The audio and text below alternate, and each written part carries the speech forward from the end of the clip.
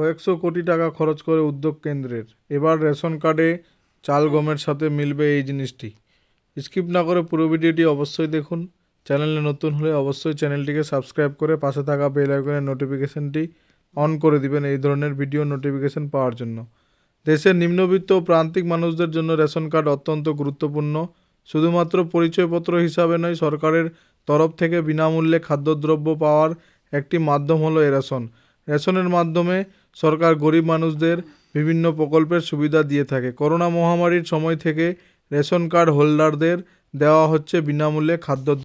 এবার রেশন কার্ডের নিয়মে বড় রদবদল করতে চলেছে কেন্দ্রীয় সরকার। আপনিও যদি রেশন থেকে প্রতি মাসে দ্রব্য নিয়ে থাকেন তাহলে আজকের এই প্রতিবেদন মন দিয়ে পড়ুন। সরকার রেশন নিয়ে একটি বড় সিদ্ধান্ত নিতে চলেছে, যার জন্য খরচ হতে চলেছে 300 কোটি টাকা। অনেকেই মনে করেছেন লোকসভা নির্বাচনের আগে এটি বিজেপি সরকারের একটি মাস্টার স্ট্রোক। রেশন সুবিধাভোগীরা বিশেষ ব্যাগে রেশনের দ্রব্য পেয়ে থাকেন। এবার এই ব্যাগে আসতে চলেছে বড় পরিবর্তন। জানা যাচ্ছে এই ব্যাগের ধারণ ক্ষমতা হতে চলেছে 10 কেজি। এছাড়াও খবর, এবার থেকে রেশনের ব্যাগে থাকবে প্রধানমন্ত্রী নরেন্দ্র মোদীর ছবি। প্রধানমন্ত্রী গরিব কল্যাণ অন্ন যোজনার অধীনে রেশন কার্ড হোল্ডারদের প্রতি মাসে 5 কেজি খাদ্যদ্রব্য প্রদান করবে সরকার। কোটি কোটি নাগরিক সরকারের পক্ষ থেকে এই বিনামূল্যে খাদ্যদ্রব্য পেয়ে থাকেন।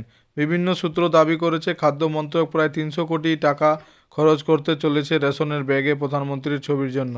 কেন্দ্রের লক্ষ্য লোকসভা নির্বাচনের আগে প্রধানমন্ত্রীর ছবিযুক্ত রেশন ব্যাগ প্রধানমন্ত্রী গরিব কল্যাণ অন্ন যোজনার আওতায় থাকা 20.03 কোটি জনতার কাছে পৌঁছে দেওয়া। পুরো ভিডিওটি দেখার জন্য ধন্যবাদ।